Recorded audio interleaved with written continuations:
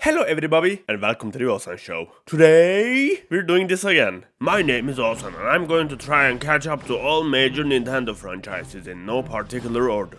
This is Man vs Nintendo franchises. After I spent all my money on a Switch and played Mario Odyssey inside a cardboard box for 50 hours, I was getting ready to move on to a new game. After all, I had gathered more moons that I could shake a stick at, and I didn't want to wear out my stick because it was my only other belonging at the time. Regardless, I went into the Nintendo eShop and lo and behold, this is something they don't tell you about Nintendo games. They never get a discount, do they? So I was like, well, feck, now what? All I have now is an expensive paperweight and a shitload of virtual moons. Calm down, stick. You're not getting shaken. But I'm a resourceful guy, so I sold some of my least favorite teeth and bought myself Nintendo Online or Live or whatever it's called that has the sole purpose of giving you access to a bunch of NES classics and playing Tetris 99. And here we go! Here's a bunch of Nintendo classics I've never played, and I'm into Mario now, so let's boot up some more runny, jumpy, funny times with Super Mario 3. That some consider to be the best 2D Mario game of all time. I learned a lot about Nintendo playing this game, that Nintendo is a lot like a violent criminal that has found religion in prison and is now,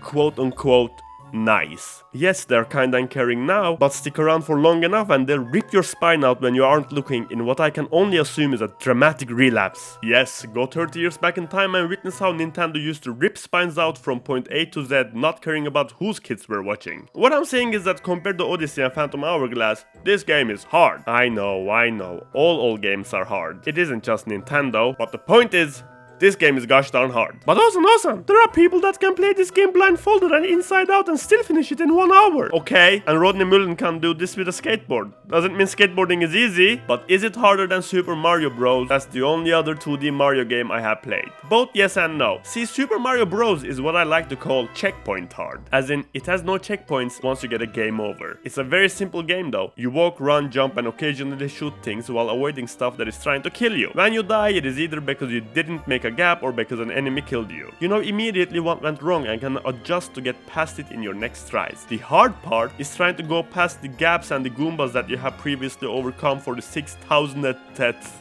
time, while also trying to maintain your patience and trying to refrain from throwing your console into a volcano. And when your patience were so thin that you try to rush it and start dying at places you have beaten 50 times before, you realize it's time to turn the thing off, take a bubble bath and make angry videos on the internet. Super Mario 3 certainly has some of the checkpoint hardness, but not as much. Because when you get a game over, you start from the same world rather than from the very beginning of the game. What Mario 3 is, however, is what I like to call confusion hard. It has a bunch of mechanics you see, a ton, and they get thrown at you every minute. Items, game mechanics and new enemy types come and go as Nintendo shows off their countless ideas, but at the same time, this presents us a new frustration. Now when I die, it is often because the game introduces something new to me that I couldn't figure out before it killed me. So now when I'm jumping over the same Goomba for the 50th time to get to the point where I died, I'm not as determined because I don't even know what the fuck went wrong last time. Is the game bad because of this? No, and certainly not by 30-year-old game standards. Is it rootless? Yes. Could I have just saved the game through the Switch's save system? Also yes. See, these old ports to new systems have been savable for a while now because Nintendo knows that not being able to save feckin' sucks. And not being able to save was probably a hardware limitation or something to begin with. So the Switch version is definitely up to date and holds up as feck,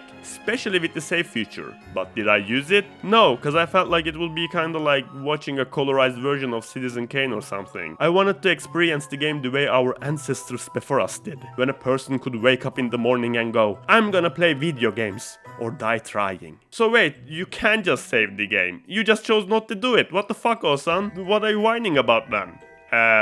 I don't know. I just like whining. Say it with me, gamers. This 30-year-old classic game port is too hard because I chose to play it that way. Okay, let's just talk about the lore then, as I was introduced to a lot of things for the first time in this Mario game. First of all, we go to a lot of different kingdoms again, which is cool. And all those kingdoms have kings that Bowser has turned into an animal.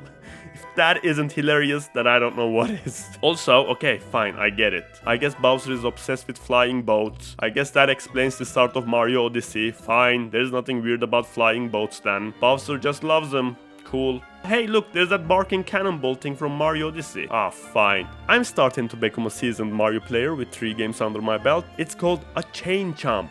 half cannonball, half dog. Bowser does inhuman experience in a lab somewhere, that's for sure. Also, I noticed that we are fighting Koopalings now instead of just killing clones of Bowser over and over, which certainly makes more sense, but it did make me question if those Koopalings are Bowser's kids. If they are, who's their mother? And if they're not, why are all the Koopas juvenile but Bowser? Did a horrible Detribe-style virus affect every Koopa apart from Bowser at some point? Who knows? Am I crazy for trying to make sense out of all this? Probably. What I can't make sense of is the goddamn boat levels. Here's a game that is all about flying around and being in the zone and having a certain flow, and then comes the slowest gosh darn auto-scroll levels ever and fucks it all up. Patience hard. The slow-talking cousin of checkpoint hard. 9 out of 10 times your patience will kill you rather than a half dog, half cannonball chain jump.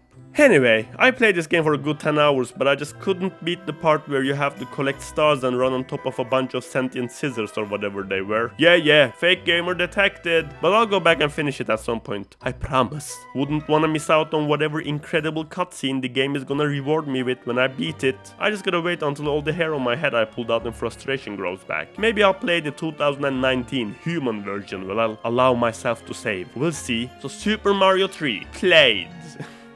Damn, we're at a halty start already. We're only at game number 2 and I already messed up. But yeah, it's certainly the best 2D Mario game I have played so far, which isn't saying much. And I hope you didn't get too mad for listening to me complaining about an almost 30-year-old game being too hard. Either way, thank you for watching. I hope you can give the video a like, and if you haven't already subscribed, I hope you can do so I can feel like I matter in this vast, ruthless, empty universe. Whoa, I need to play an easier game next time.